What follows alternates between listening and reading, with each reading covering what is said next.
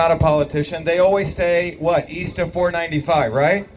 They do not come out here to working people because they think they own people, and that's a small set of people control these elections. That's what they've been doing over and over and over again. We've been out in Western Mass at least 7 times right now. And the reason we're out here is that the working people are in Central and Western Mass. That's what the working people are. All of you. And it's extremely important we recognize that we need to build a movement that goes beyond black and white, beyond left and right, and working people unite. Bottoms up. Bottoms up. And that's what we're doing here tonight. Just look around here. We're doing this bottoms up. And the reason that this needs to be done is because what's happened in this country is that a few set of people think they're going to rig all the elections. They're doing this mail-in voting, right? It's another way to do that. But it's a constant process of a finite set of people thinking they're going to control us. Charlie Baker and the mass GOP establishment collude with the Democrats. That's what they do. They collude with the Democrats. We decided, we've been to about 250 cities. We decided to do another round before the primary, which is going to take place when? September 1st. September 1st, the Republican primary. Why is the Republican primary important? Because the establishment doesn't want us voting in the primaries. Did you know that? Yep. They don't want us voting in the primaries because it's like the playoffs. And then you have the final championship. They control the playoffs. So Charlie Baker's not Republican. In fact, most of the Republican Party establishment is not Republicans or working people. They've been habituated now to controlling us. And it's very, very important we participate in the Republican primary when we get out and vote. All of us. Why? Because they don't expect us to vote. They have about 140,000 people that Baker always gets to vote in the primary. They always find a designated loser in the Senate race to lose to their Democrat friends. That's how it goes. That's why we don't have a real senator. It's a Republican senator. It's always a Democrat. Have you noticed that?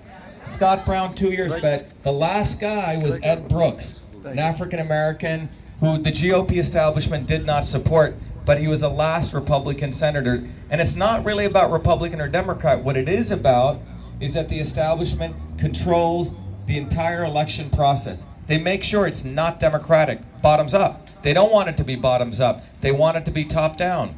So in a primary election, they always control about 100,000 votes. They make a bunch of phone calls top down to their RTCs, etc., and they say, this is our guy. And the real guy who comes out of nowhere, that's, they got to keep that guy out.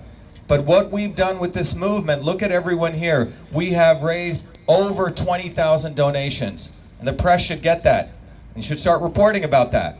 Over 20,000 donations. We've distributed close to 10,000 lawn signs. We've handed out 500,000 of these flyers. We've given out about 10,000 of those bumper stickers. And the reason I want to share these statistics with you is this is what a bottoms-up movement look like. They don't do any work. They don't campaign. Have you seen any of them else campaigning? Have you? No one. It's all top down. They called their union guys, hey, vote for this guy, and then they force their union below to vote for them, even though most of them don't want to vote for these guys. It's always been a top-down movement. Ours is truly a bottoms-up movement, totally bottoms up. And that's how you build truth, freedom, and health, and that's what we're doing today. So it's so amazing that we're out here tonight doing this, rain or shine. We just did the Boston Common. We had about over 100 plus people, about 150 people show up, rain or shine. And then we were just in Worcester. The police came out. And by the way, they want to divide the police from the people. This is a consistent thing. So every election cycle, they always pit black people against white people. Have you seen this?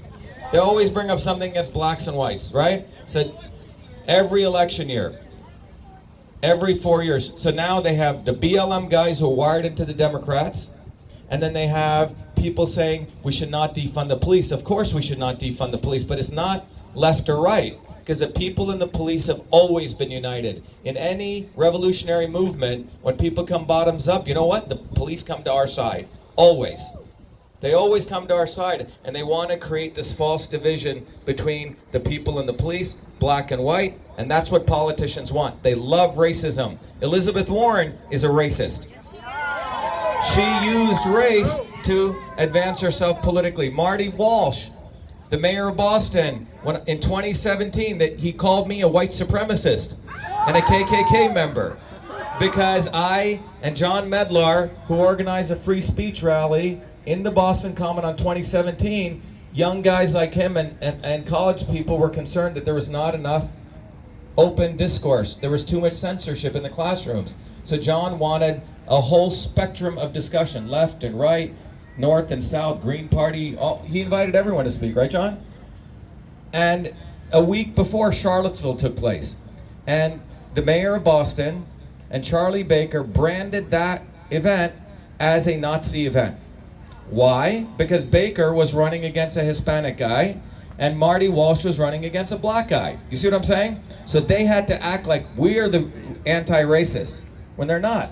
They have perpetuated racism in this state, real racism. And the reason I say that is they haven't built the infrastructure. How do you solve divisions with people? You build infrastructure. Massachusetts got an F minus in infrastructure. And the press needs to talk about this. They don't. F minus. Not a B, not a C, not a D, not an F, not an F minus, an F minus. That takes a lot of work. F minus. And this is rated by the American Society of Civil Engineers, the most prestigious engineering organization. So what does that mean? 125 points out of 350. Crumbling roads, crumbling bridges, horrible water systems. And if you really look at it throughout the history of the United States, it's when we built infrastructure, is when we brought people together. In the 1900s, I want to move over to talking about this forced vaccination nonsense. That Baker, with his Democrat friends, that's right, Baker did that.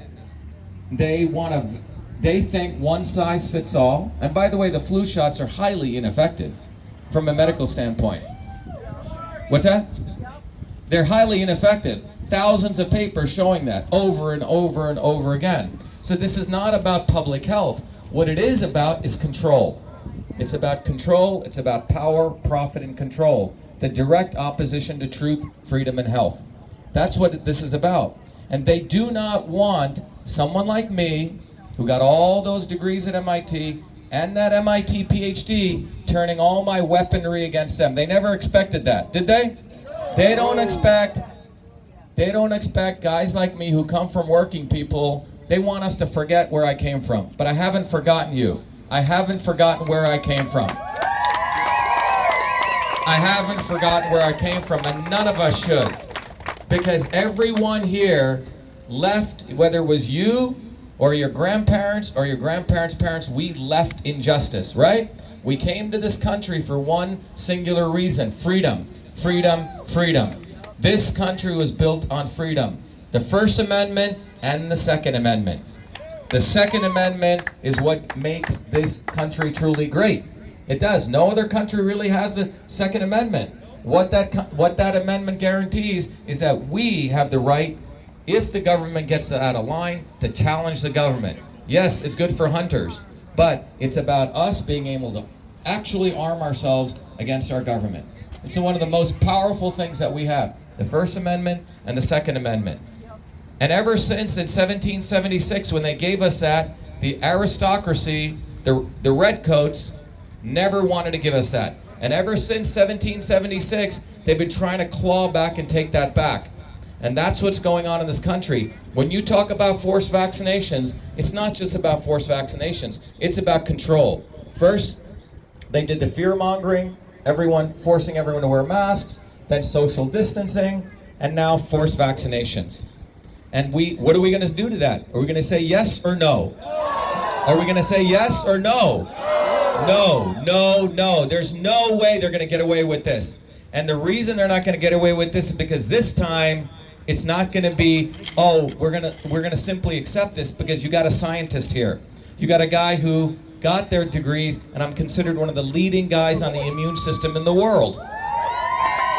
One of the leading guys, so it's not some conspiracy theorists that like to brand us. The bottom line is, this is what science teaches us. that everyone here is unique, not only from a spiritual perspective, but from a biological perspective. One size does not fit all. One size does not fit all. One size does not fit all. One size does not fit all. And that's what they want to do. They want to view us as a blob, right? Give everyone the same medicine, because that's very, very profitable, okay? It's not about public health.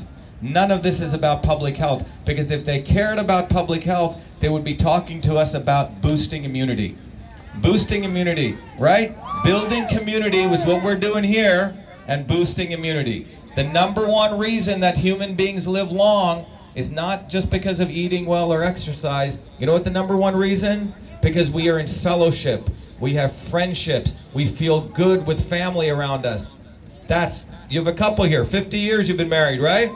50-year anniversary right here, okay? 50 years. We live long and vibrant in our immune systems. We lower inflammatory molecules and we boost antimicrobials. Proven fact, 1988 landmark study in the New England Journal of Medicine, the work of Stephen Cole, which shows that when you socially isolate people, they get depressed, you create inflammation in their body, which leads to all sorts of horrible diseases, and you lower antimicrobials. Number one, we build fellowship, not this social distancing nonsense. It's nonsense, okay? The way we build immunity, the way we boost immunities, we build community. And that's what we're doing here. Number two, the sun. God gave us the amazing sun. We're supposed to be out in the sun. Vitamin D3. They told all these black people to go inside. And they had the highest problems. You weaken your immune system.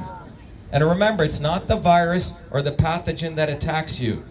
What is it? It's a weakened and dysfunctional immune system. And I was the only guy who brought this out. Fauci didn't bring it out, did he? No. Did Bill Gates bring it out? No. Mark Zuckerberg? No. Hillary Clinton? No. The Kennedys? No. Because they don't want to teach us what the truth is. Because if it's about getting the sun, hanging around family, boosting your immune system, that's pennies. They want us to spend millions, trillions of dollars for an industry that they're creating. Follow the money. Follow the money. That's what this is about. And what they've done in the last 6 months is 600 people increase their wealth by $2.3 trillion. 600 billionaires. Meanwhile, 38 million Americans lost jobs. A lot of people here, their businesses got destroyed. That's what they did. This was not about public health. This was not about helping the economy. This was about attacking a sitting president because he was building an economy. He was going after the establishment. And they didn't like that. And they don't like us. They do not like working people. What they like is they like their lawyers. Okay? What's that? They like control. And the way they control us, that's happening right now, is Charlie Baker found some fool who's got 100 Twitter followers, another lawyer, to run against us. But we're not going to let that happen, are we? Because what do lawyers do? Lawyers make cha-ching, cha-ching, cha-ching money by billing by the hour. They don't solve problems. How does a lawyer make money? Oh, I got a problem. Oh, really? Great. How long can I keep that problem going? How long can I keep that dispute going? The longer the problem goes, cha-ching, cha-ching, cha-ching. Everyone here, if we don't solve problems, we get fired, we lose our jobs, we lose our customers, our businesses get shut down. You follow what I'm saying? We're not one of them. They're them. We got to start electing people who are one of us. I came from nothing. Many of you came from nothing. I came from a world in India which was where we were considered untouchables. You talk about racism, it was racism on steroids. My family was supposed to pick coconuts the rest of their lives. They left that country because this country offered freedom. That's why they came here, and that's why you came here, or your grandparents came here. All of us are the same people. We came here because of freedom. And what did this country offer me? It offered me the opportunity to study hard. I worked my butt off. I learned to mow lawns. I learned to paint. I learned how to program software. By the time I was 14, I created the first email system in the world. It wasn't done at MIT. It was done before I came to MIT. In a working class towns of Newark, New Jersey. That's where innovation takes place. Innovation, anytime, any place, by anybody. But they want to teach us, you got to go to MIT or Harvard, and then you get anointed. You see, the problem is, I've been in both worlds. I've been with nothing, and I've been to their worlds. And I'm taking our weapons, and I'm aiming it back at them. That's what we're doing. We